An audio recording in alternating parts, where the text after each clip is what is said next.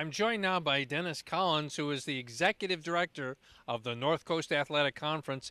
And Dennis, hearing you talk earlier today to the group of coaches and media, this started out as a part-time position, but obviously in the last 25 years, it's evolved into a full-time plus job.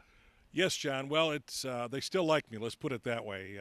It has evolved, and we have with the 22 sports, and the presidents and the administrators want us as a conference office to treat all the sports with equity. It's a big job. It's not. Years ago, it used to be just football and men's basketball. But if you want to do the same things and make the same efforts and make it a first-class conference for all sports, it's very, very time-consuming.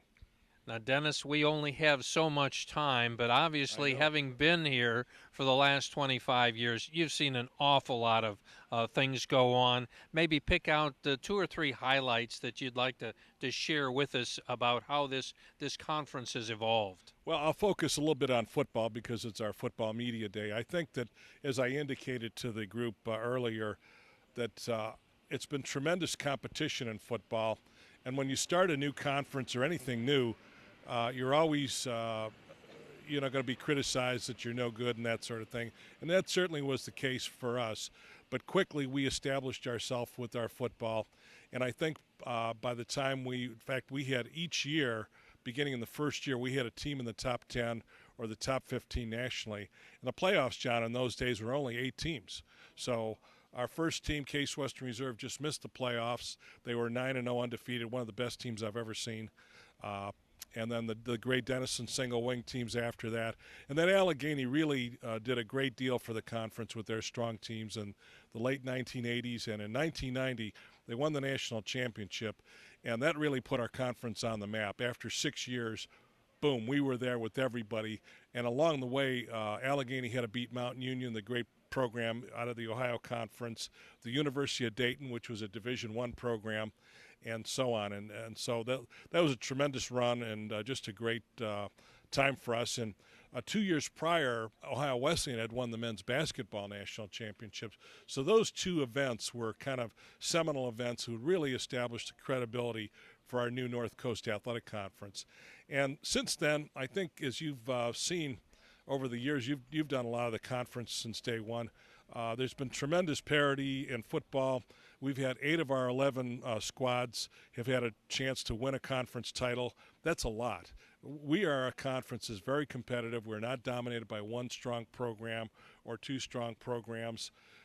So everybody, including Kenyon, Ohio Wesleyan, have gotten a chance to win a conference championship, and that's the thing I'm most proud of. I think that you have to have, and I think because we're doing it the right way, we have the emphasis on academics. We are not football factories per se. I think that that's been the key to our program, and our coaches have been tremendous, and they've built up programs that have been downtrodden, and that's why 8 of 11 have won conference championships over the last 24 years. Dennis, something else that's happened within the North Coast Athletic Conference and certainly across the nation is the emergence of women's sports. And I think that the North Coast Athletic Conference has been right there in terms of recognizing and honoring and promoting women's sports as well. Well, John, we were basically the first conference to say we are established women's athletics with equity for men. We were the pioneer at the NCAA level for a conference. I think the Big Ten Conference added women's athletics the same year we came out as a conference and were constituted. But we were the leader, and you see it in high school now. We've created opportunities for high school girls to be recognized and have conference opportunities to win a conference championship and so forth. So we're proud of that.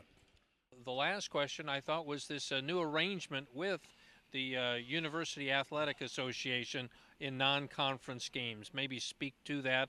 It's new this year. Yes. It seems like all the coaches are favoring it. Yes, it's an exciting time. We have made a 4-year arrangement in scheduling with the University Athletic Association. Their 4 teams are Case Western Reserve in Cleveland, University of Chicago, Carnegie Mellon University in Pittsburgh, and Washington University in St. Louis. 4 great programs and tremendous academic schools, some of the best in the country. I wish they would give us some of their money. They've got so much money. But we have, for years, we played Case Western Reserve and Carnegie Mellon, and we're going to be able to play Chicago now and Wash U. And I think it's going to give some exciting trips for our student athletes, and it's going to solve some scheduling problems we have because we play a 7-game conference schedule. And now we'll be able to give our coaches 9 games through the scheduling agreement. They only have to go out and find 1 game.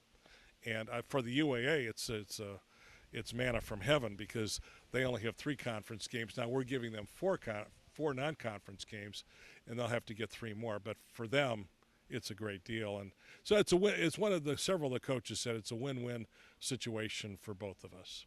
Well, Dennis Collins, we appreciate the 25 years that you have served as the executive director, and certainly wish you 25 more. Well, thanks so much, John. Appreciate it. Thank you. Okay.